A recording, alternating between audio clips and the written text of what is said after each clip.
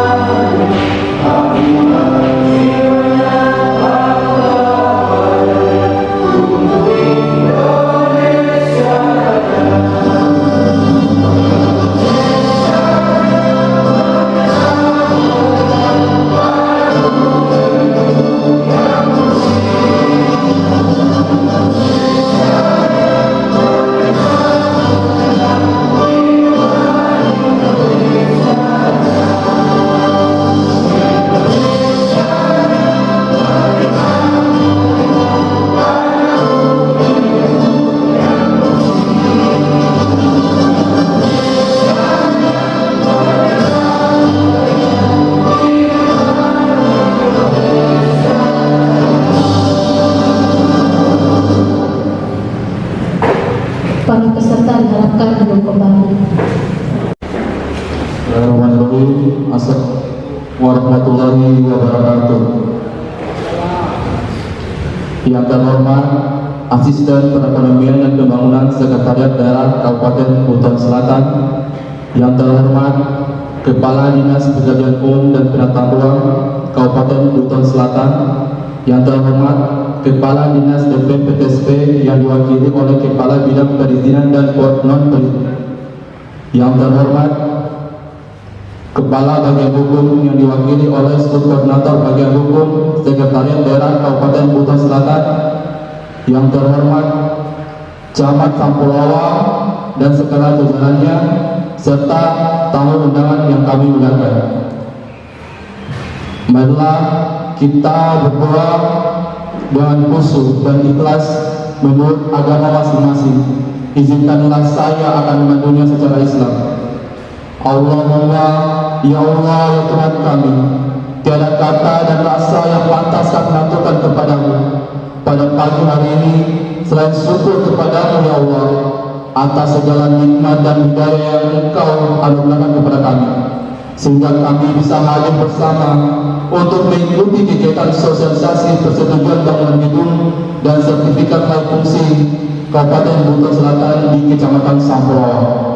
Untuk itu, ya Allah, ya Rahman, ya Karim, jadikanlah acara kami ini sebagai acara yang terbaik, yang membawa barokah, rahmat, taufik dan hidayah-Mu buat kami semua. Ya Allah, ya Tuhan kami, izinkanlah kami memohon, jadikanlah kegiatan ini sebagai penyegar, pembangkit, dan membuka semangat kami dalam meningkatkan kualitas tugas kewajiban kami, sehingga kami bisa bekerja secara profesional dan proporsional dengan baik dan tekun sebagai bukti syukur kami dan penghormatan kami kepadamu.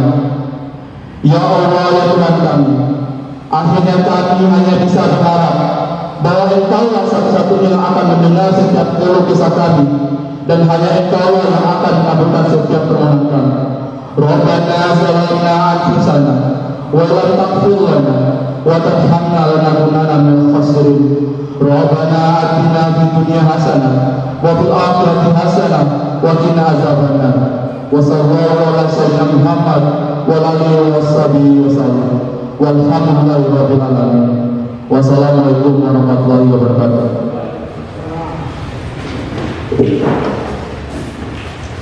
Cara selanjutnya, sambutan oleh Bapak Asisten Perekonomian dan Pembangunan Sekretariat Daerah, kami persilakan.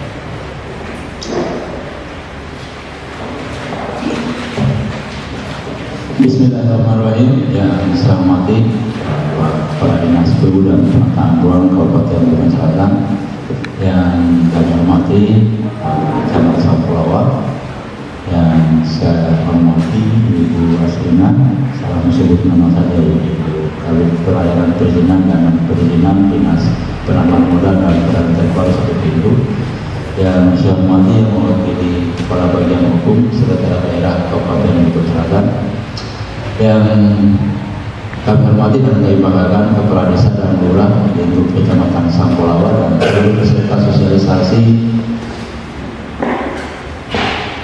persetujuan bangunan gedung dan sertifikat layak fungsi yang hari ini alhamdulillah hari kedua di lingkup wilayah Kecamatan Sampulawa. Assalamualaikum warahmatullahi wabarakatuh. Puji dan syukur kita panjatkan kepada Allah Subhanahu wa taala karena atas limpahan rahmat dan karunia-Nya sehingga pada hari ini kita dapat berkumpul di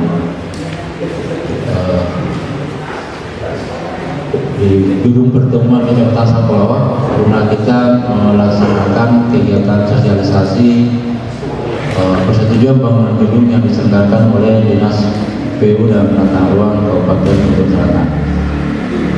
Bapak dan Ibu sekalian, sebelum kami melanjutkan terkait dengan sambutan ini, terlebih dahulu kami menyampaikan permohonan maaf yang sebesar-besarnya dari Bapak Pejabat Bupati Bogor Selatan yang sewaktu-waktu beliau yang akan langsung membuka kegiatan pada hari ini.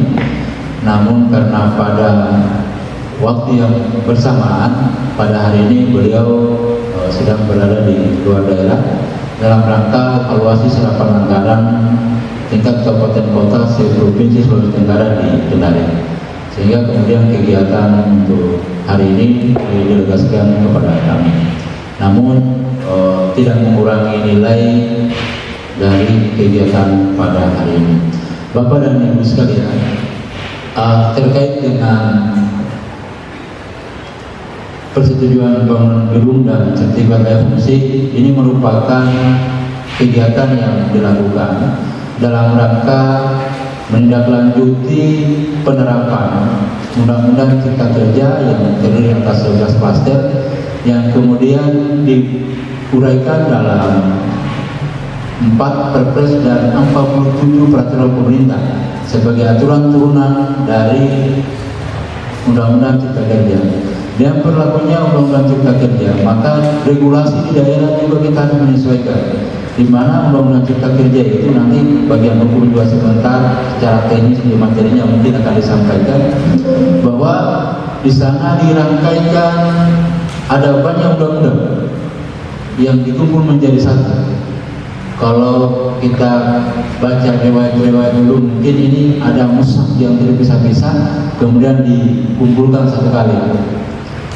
Kalau istilah di dalam akademik atau istilah hukumnya omnibus law, bahwa ada banyak yang dikumpulkan dalam satu bus besar. Kemudian ada hal penting yang kemudian itu menjadi terobosan di dalam proses penerapan pelayanan perizinan di Peraturan Pemerintah Nomor 5 Tahun 2021 terkait dengan penyelenggaraan perizinan berusaha berbasis risiko yang kemudian dijelaskan lebih rinci di Peraturan Pemerintah Nomor 6 Tahun 2021 terkait dengan penyelenggaraan perizinan di daerah. Terkait dengan PBG dan sertifikat fungsi, itu adalah merupakan salah satu komponen utama di dalam syarat dasar layanan perizinan. Dia dijelaskan di Peraturan Pemerintah Nomor 16 Tahun 2021. Nah, terkait dengan PBG, maka kita di daerah ada penyesuaian juga regulasi. Karena dari IMB nomenklaturnya berubah menjadi persetujuan bangunan gedung dan sertifikat layak fungsi. Sehingga kita juga di daerah tidak serta-merta kita langsung berubah, maka kita menyusun perda. Nah, rangkaian penyusunan perda itu salah satunya adalah bagaimana kita sosialisasikan kepada masyarakat dan seluruh stakeholder yang ada di Kabupaten Kutai Selatan seperti yang kita lakukan pada hari ini. Nanti secara teknis terkait dengan materi dan pendalaman-pendalamannya itu nanti mudah-mudahan dalam forum sebentar itu bisa didiskusikan para desa, kepala desa dan lurah bisa menggali dan berdiskusi lebih jauh. Sebelumnya kami akhiri sambutan ini, mungkin ada beberapa hal yang perlu kami sampaikan terkait dengan informasi-informasi pembangunan yang ada di Kabupaten Kutai Selatan. Bahwa yang pertama, buku yang hadir dari kepala desa dan lurah sudah bisa disampaikan kepada seluruh masyarakat dan warga kita bahwa rumah sakit umum daerah kita sudah mulai beroperasi setelah pasca peresmian yang lalu, sudah menjalin kerjasama dengan BPJS. Kalau informasi sebelumnya bahwa belum mempunyai izin operasional sehingga layanannya itu masih layanan umum. Layanan umum maksudnya ketika ada pasien yang dirujuk atau ada pasien yang masuk itu dikenakan bayaran. Alhamdulillah sekarang masyarakat kita sudah bisa menggunakan fasilitas rumah sakit daerah Kabupaten Kutai Selatan yang di Bandar Batauga dan sudah bekerjasama dengan BPJS. Ini juga merupakan bagian dari upaya kita di mana pemerintah Kabupaten Kutai Selatan itu memprogramkan UHC kurang lebih 5 miliar dalam 1 tahun anggaran APBD kita. Nah, uang itu sebelum ada kita punya rumah sakit itu dirujuk ke Siloam, dirujuk ke rumah sakit Pelagi Mata, sehingga uang kita itu banyak mengalir ke bawah dan swasta dalam hal ini Siloam. Nah, sehingga dengan adanya sekarang kita rumah sakit kita sudah jalan, uang yang kita dapatkan oleh APBD kita sudah akan kembali ke RSUD dan itu di dalam PAD kita. Kemarin sempat ada gonjang-ganjing bahwa kita sudah berhutang dalam jumlah besar, pembangunan RSUD kita kurang lebih 70 miliar, kenapa kemudian belum beroperasi? Ini sudah kita sampaikan bahwa rumah sakit kita yang representatif di wilayah Kepulauan Buton, perlengkapannya cukup dan representatif, tenaga medisnya, dokter-dokter ahlinya sebagian sudah ada dan yang lainnya sementara diupayakan, sehingga sebagian poli itu sudah bisa dilayani di sana. Kemudian yang selanjutnya ini terkait dengan stabilitas masyarakat, bahwa kita di usia yang muda sebagai daerah otonom kita melakukan akselerasi pembangunan baik dari sisi infrastruktur maupun pengembangan sumber daya manusia. Kalau kita bandingkan dengan 3 DOB yang lain, ini supaya kita punya referensi yang sama. Dibandingkan dengan 3 DOB yang 2 DOB lainnya yang sama-sama kita lahir, Buton Tengah dan Tengah Barat, di 2 DOB yang lain, 2 saudara kembar kita itu mereka belum kantor. Kita alhamdulillah sudah ada 15 kantor di kawasan perkantoran Bumi Praja Masiri. Kemudian bahkan jangankan kantor, rumah jabatan bupati saja mereka belum ada. Sehingga ketika PJ mereka mau masuk, mereka masih numpang di rumah-rumah keluarga mereka di sana. Sehingga kalau kita disanding-sandingkan bahwa Kutai lebih maju, Kutai Selatan belum ada apa-apanya, itu keliru. Kemudian dari jumlah ruas jalan yang kita aspal, nanti garis baru mungkin lebih jelas. Kita secara geografis 4 kecamatan itu kita di kepulauan, 3 kecamatan di daratan pulau besar kita di Pulau Buton. Tapi alhamdulillah jalan kita di 3 pulau itu sudah ada representatif. Mereka belum diaspal. Kemudian layanan dasar kesehatan di semua kecamatan sudah ada puskesmas, bahkan lebih dari 1. Sehingga saya kalau di Sampulauan ini ada 4. Di kecamatan, di kota kecamatan, di Bahari, kemudian di Gerak Makmur, dan terakhir di Romi, di Sanampani. Sehingga untuk layanan dasar kesehatan kita juga sudah representatif, dan semuanya bangunannya pembangunan yang megah dan bisa dijadikan puskesmas perawatan. Sehingga dari sisi infrastruktur kita leading ketimbang BUP DPR, bahkan betul kita tinggalkan. Terakhir dievaluasi kinerja pemerintah daerah yang diselenggarakan oleh Kementerian Dalam Negeri, kita sudah berkategori cukup emas, yang lain masih kategori buruk. Bahkan kita sudah sedikit setara dengan daerah-daerah lain yang lebih dulu. Kita malah mendekati Kabupaten Buton, bahkan kita mendekati Kota Bogor dari sisi kinerja. Walaupun di sisi lain kita banyak kekurangan-kekurangan, tetapi itu kita maklumi bahwa tidak ada pemerintahan yang sempurna. Bahwa kritik, masukan yang konstruktif itu sangat dibutuhkan. Teman-teman kepala desa, teman-teman lurah, kalau ada aspirasi dari seluruh masyarakat kita, sampaikan secara berjenjang. Sampaikan kepada camat, kecamatan, terusan ke pemerintah daerah, bahwa kalau ada persoalan-persoalan yang bisa diselesaikan di tingkat desa, tidak usah sampai kita ribut-ribut ke ibu kota, ke Botauga. Kemudian yang terkini, ini kadang kita ribut-ribut masalah tambang. Saudara-saudara kita dari Tira, Bahari, Gerak 8 Dewa Makmur, kemudian 8 Dewa Gandia, 8 Dewa Jaya, Tugu. Terkait dengan terbitnya ada iu baru terkait dengan penambangan batu gamping. Yang perlu kami sampaikan bahwa itu baru iu eksplorasi, dan itu penerbitannya langsung dari Kementerian Investasi dan BKPM, dari pemerintah pusat langsung. Nah, dari iu eksplorasi itu tidak serta-merta kemudian mereka pergi menggaruk bahwa berat misalkan biar di bawah kolom rumahnya orang di situ ada batu gamping langsung dimainkan. Tidak juga Bapak Ibu sekalian, bahwa masih itu kalau sediakan buku itu baru halaman pertama. Masih ada proses-proses dan tahapan selanjutnya. Kalau mereka akan berproses selanjutnya pada produksi, maka seluruh masyarakat itu harus dilibatkan di area sekitar yang terdampak.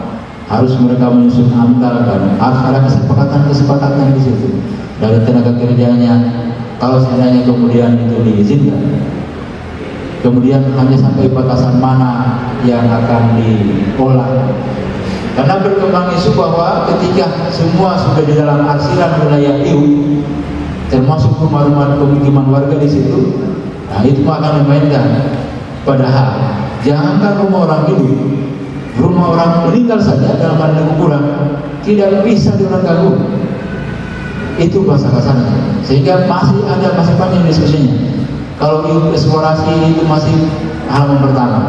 Dan pasti ketika mereka akan melanjutkan pada proses produksi, seluruh masyarakat, pemerintah di semua jenjang, dari kepala desa, lurah, camat, pemerintah kabupaten akan dilibatkan. Fungsi kita mengawal aspirasi masyarakat kita. Kalau kemudian keinginan masyarakat tidak ada titik temu dengan pihak pengusaha, tinggal kita timbang. Fungsi kita memediasi. Tapi kalau kemudian keinginan masyarakatnya tidak bisa dipenuhi oleh para investor dan para pelaku usaha, ya tidak mungkin kita tinggalkan kita punya masyarakat. Maka kita akan bersama-sama menghadapi itu semua. Yang pasti pemerintah daerah tidak akan membiarkan masyarakatnya akan dizalimi para pengusaha. Saya kira itu Bapak Ibu sekalian yang perlu kami sampaikan secara teknis. Dan semoga sosialisasi ini bisa memberikan informasi-informasi terkait dengan persetujuan bangunan gedung dan sertifikat layak fungsi sebagai nomenklatur baru dalam proses penyelenggaraan perizinan di Kabupaten Buton Selatan, khususnya dengan berubahnya nomenklatur izin mendirikan bangunan di daerah kita. Demikian dengan ucapan Bismillahirrahmanirrahim, kegiatan sosialisasi persetujuan bangunan gedung dan sertifikat layak fungsi di lingkup Kecamatan Sampulawa kami buka secara resmi.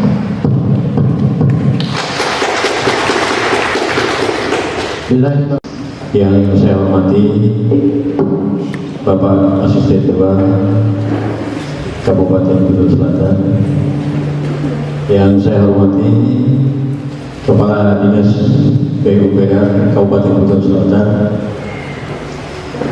yang saya hormati Kepala Dinas PTSP yang mewakili Ibu Kabinnya di bidang perizinan dan non perizinan Kabupaten Buton Selatan kesempatan pada saat ini. Yang saya hormati Ibu Kabin Dinas Tata Ruang Kabupaten Buton Selatan, yang saya hormati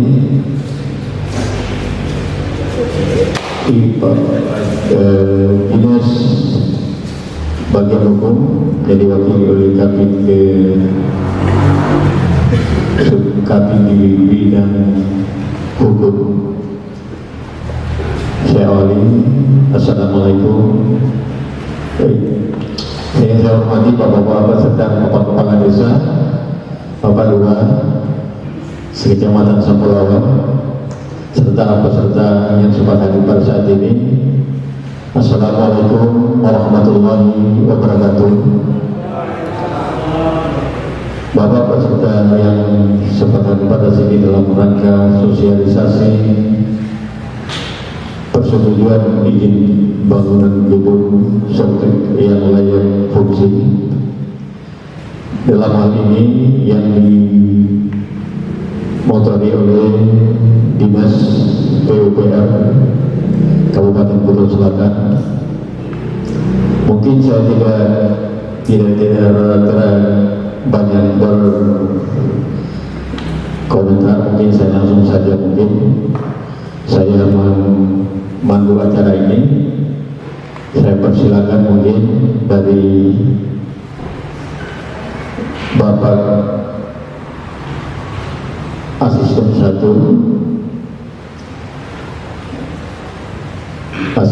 untuk membawakan materinya sebagaimana sudah pada saat ini. Kepada Bapak saya persilakan kami ngomong. Endo asisten itu apa salah lagi Pak? Minta maaf Pak. Bapak saya persilakan.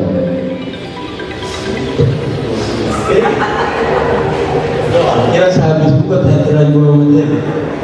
Kenapa Pak? Saya mungkin ringkas saja karena segala besarnya. Yang saya hormati Pak Kadis Guru, Pak Camat, Ibu Kadir, Pak Kasubar Hukum, Bapak dan Ibu peserta. Kayaknya saya berdiri. Kalau kita tidak berdiri, mulai orang Pak Kadis Guru kemarin. Baik Bapak Ibu sekalian, terkait dengan sosialisasi PBG tadi di sambutan saya sudah antar sedikit. Jadi sebenarnya bagian dari tindak lanjut penerapan Undang-Undang Cipta Kerja yang di dalamnya itu ada 11 klaster. 11 klaster di dalam Undang-Undang Cipta Kerja itu pada prinsipnya mengatur tentang bagaimana peningkatan ekosistem investasi di daerah, kemudian terkait dengan penyelenggaraan perizinan berusaha, kemudian ketenagakerjaan, dukungan koperasi dan UMKM, dukungan riset dan inovasi, pengadaan lahan, kemudian pengembangan kawasan ekonomi, kemudahan berusaha, investasi pemerintah pusat dan percepatan PSN, administrasi pemerintahan dan pengenaan sanksi. Nah, dari 11 klaster ini kita di Undang-Undang Cipta Kerja itu diturunkan ada 4 perpres dan ada 47 peraturan pemerintah. Jadi kalau kita jumlah ada 51 aturan turunan dari Undang-Undang Cipta Kerja. Nah, peraturan pelaksana terkait dengan perizinan berusaha itu ada PP nomor 5 tahun 2021, kemudian peraturan pemerintah nomor 6 tahun 2021 terkait dengan penyelenggaraan perizinan berusaha, kemudian Perpres nomor 10 tahun 2021 terkait dengan bidang usaha penanaman modal, dan yang terakhir itu PP nomor 7 tahun 2021 terkait dengan kemudahan perlindungan dan pemberdayaan koperasi dan UMKM. Yang terkait dengan PP nomor 7 tahun 2021 pemberdayaan koperasi dan UMKM, ini juga nanti bisa disampaikan kepada para warga kita yang para pelaku usaha koperasi maupun UMKM, bahwa di pemerintah Kabupaten Buton Selatan kita sudah mengembangkan e-katalog lokal di bagian UKPBD kerja pengadaan barang dan jasa. Maksudnya, silakan nanti difasilitasi masyarakatnya, baik yang pembuat penjual ATK dan koperasi rumah makan, silakan difasilitasi untuk mendaftar di e-katalog lokal. Nanti difasilitasi gratis. Kedua, misalkan nanti dinas apa saja yang mau melakukan kegiatan di Sampolawa, belanjanya di sini secara elektronik. Belanjanya ada beberapa UMKM, ada beberapa warung rumah makan yang ada di sini. Ya belanjanya di sini, belanjanya secara elektronik. Kalau istilah kerennya sekarang itu belanja online. Sehingga riwayatnya, ya kalau dulu mungkin di dalam mekanisme pembelanjaan kita, mungkin yang di desa atau di rural, beli ATK-nya satu, yang dispedikan 10.000 misalnya, semua tidak bisa. Karena riwayat dan rekamannya ada secara e-katalog lokal, semua ada di dalam itu sebagai penguatan kita dalam penerapan peraturan pemerintah nomor 7 tahun 2021. Juga itu bagian dari upaya kita pasca kita menghadapi pandemi COVID-19, bagian dari upaya kita pemulihan ekonomi nasional khususnya di wilayah Kabupaten Buton Selatan. Kementerian Dalam Negeri menegaskan bahwa ini harus dilakukan. Tidak boleh lagi UMKM kita itu menjadi penonton. Kita misalkan untuk kegiatan-kegiatan pengumpulan banyak, beli snacknya kita beli di bawah misalkan, itu sudah tidak diperbolehkan. Ya, kita belajar memberdayakan koperasi dan UMKM di wilayah sekitar. Kemudian ruang lingkup dengan peraturan pemerintah nomor 5 tahun 2021 itu sebenarnya kalau yang lalu terkait dengan proses penyelenggaraan perizinan kita sudah ada sistem OSS, penyelenggaraan perizinan berusaha berbasis elektronik. Nanti Ibu Kabid perizinan dan perizinan itu akan menjelaskan apa itu OSS dan bagaimana mekanisme yang berlangsung di dalam. Tapi paling tidak bahwa dari OSS kemudian pasca berlakunya PP nomor 5 kita sudah mengacu pada perizinan berbasis risiko. Kalau dulu ada istilah usaha kecil, usaha menengah, dan usaha besar, sekarang itu diklasifikasi berdasarkan nilai modalnya. Ada batasan dari sekian sampai dan sekian miliar, itu masih kategori kecil, yang sekian menengah, dan ini yang usaha besar. Sekarang berbasis risiko, biar modalnya hanya 1 juta tapi kalau risikonya besar, ya dia masuk kategori risiko besar. Artinya dia mempunyai dampak-dampak penting. Kemudian ini ada 16 sektor dalam perizinan berusaha berbasis risiko yang didelegasikan. Yang tidak didelegasikan di dalam OSS itu terkait dengan keagamaan, ketenaganugrahan, dan pertahanan dan keamanan. Itu tetap masih dikelola oleh masing-masing pemerintah pusat melalui Kementerian Agama. Kemudian ketenaganugrahan terkait dengan ketenaganugrahan itu lembaga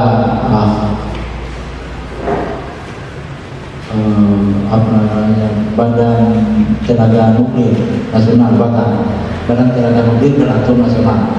Kemudian terkait dengan pelaksanaan keamanan itu tetap mengacu pada TNI Polri dan di bawah Menteri Pertahanan dan Keamanan. Kalau yang lain-lain itu didelegasikan sampai dengan di pemerintah kabupaten kota, khusus energi dan sumber daya mineral, kemudian kehutanan dan perikanan. Ada batasan-batasan sesuai dengan Undang-Undang 23 tahun 2004. Ada batasan-batasan kewenangan yang kemudian itu bisa didelegasikan ke pemerintah kabupaten kota. Pasca berlakunya Undang-Undang 3 tahun 2020 terkait dengan energi dan sumber daya mineral, kewenangan pemerintah kabupaten